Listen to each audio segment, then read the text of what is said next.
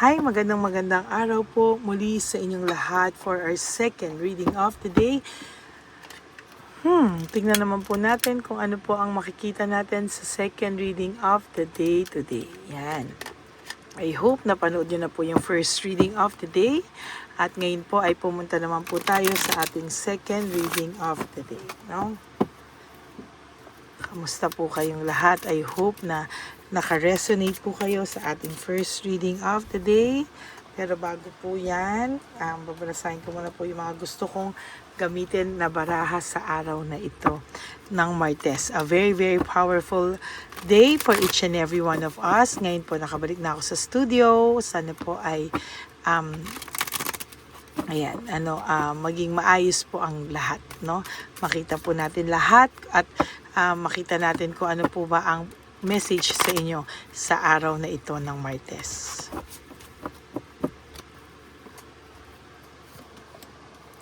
House, no? Minsan po kayong parang nakaramdam ng pamilya sa isa't isa. Parang nakaramdam po kayo ng masayang samahan, nakaramdam po kayo ng masayang pag-iibigan, ng masayang samahan,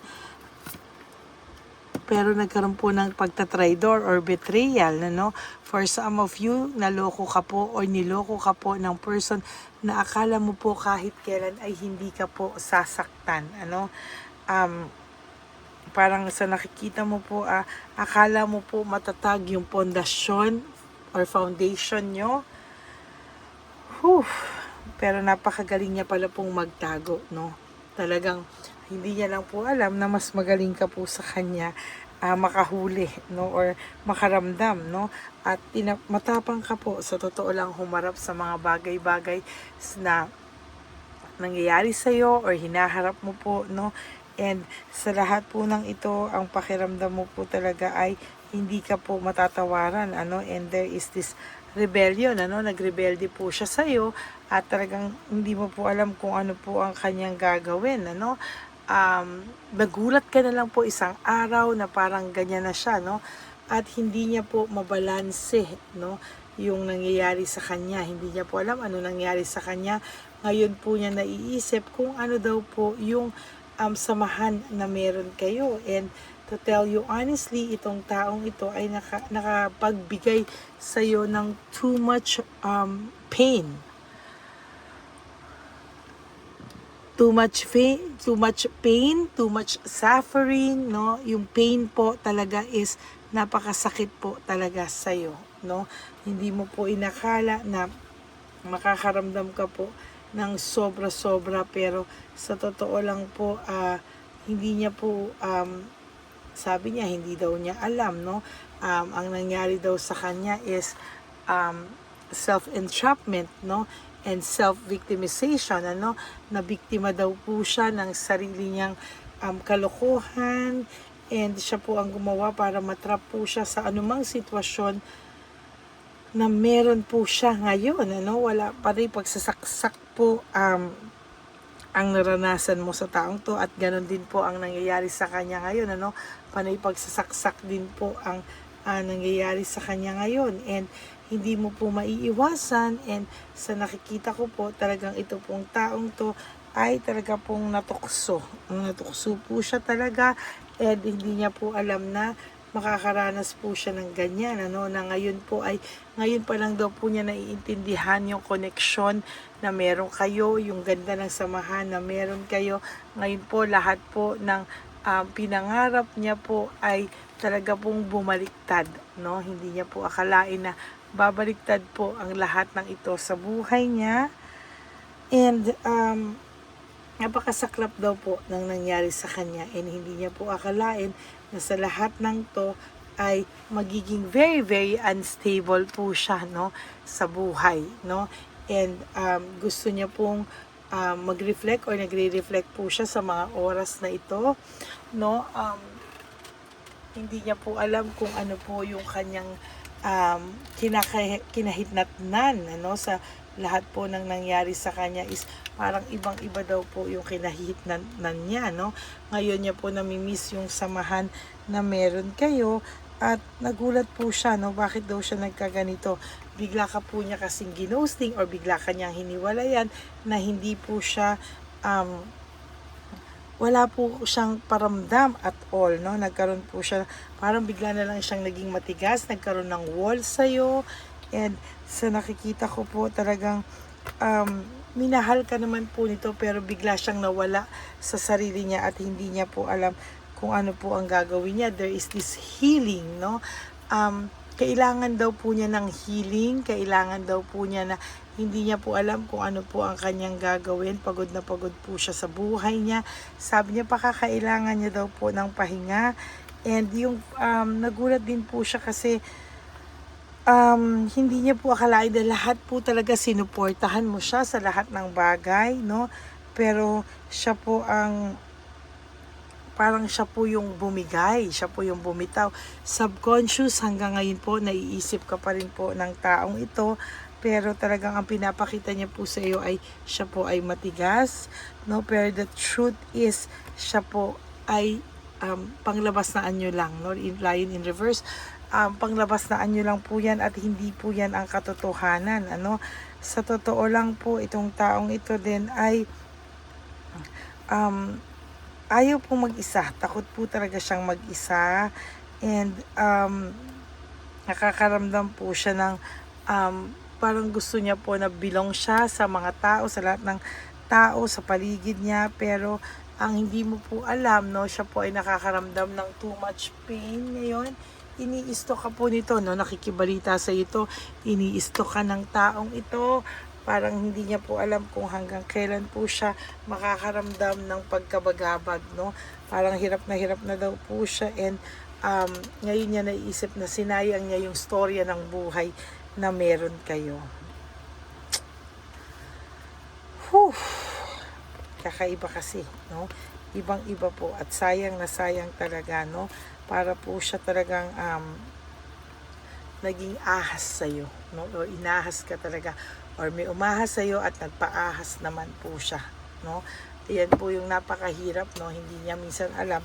Pero dahil po sa lahat ng akalokohan niya, na akala niya ay katuwaan lang nung una, ngayon wala na po siyang magawa. The hangman, no?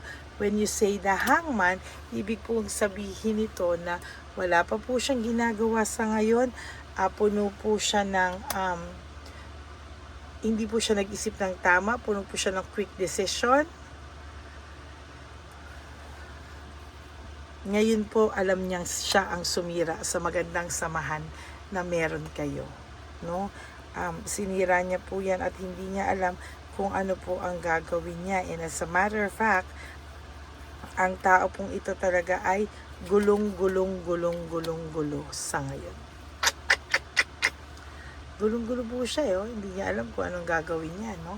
Siya po ay parang nahihirapan, and talagang most of the time, no, siya po ay nakakaramdam ng pagkabagabag. Whew, ang bigat po ng energy niya.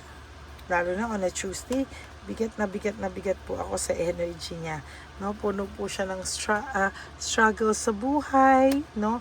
Hindi niya po alam kung ano po ang gagawin niya dahil punong-puno po siya ng pagkabagabag, ano? And sa nakikita ko po sa kanya ay the tower po is pagkabagsak ng lahat sa kanya, pagbagsak ng mga pangarap, moving away, leaving behind, walking away, iniwanan kanya without thinking, without hindi niya po muna siya nag-isip ng 100 times, no? Talaga pong iniwanan kanya just like that, no? And sasabihin ko po sa iyo, yan po yung napakabigat na sa kanya ngayon sa mga oras na ito, no? Yung mga dinadala niya po ngayon ay sobrang bigat po at hindi niya po talaga akalain at hindi niya po alam saan siya ngayon pupunta, no? Nagre-reflect po siya, no? Nag-iisip siya, oh. Nagre-reflect po siya, and sabi niya nga, aray, no? Hindi niya akalain lahat ng ito, na-hurt siya, and sa tingin ko po talagang wala siyang kagana-gana sa buhay na meron siya sa ngayon, no? Pagod na pagod daw po siya sa buhay niya, and totally undecided siya.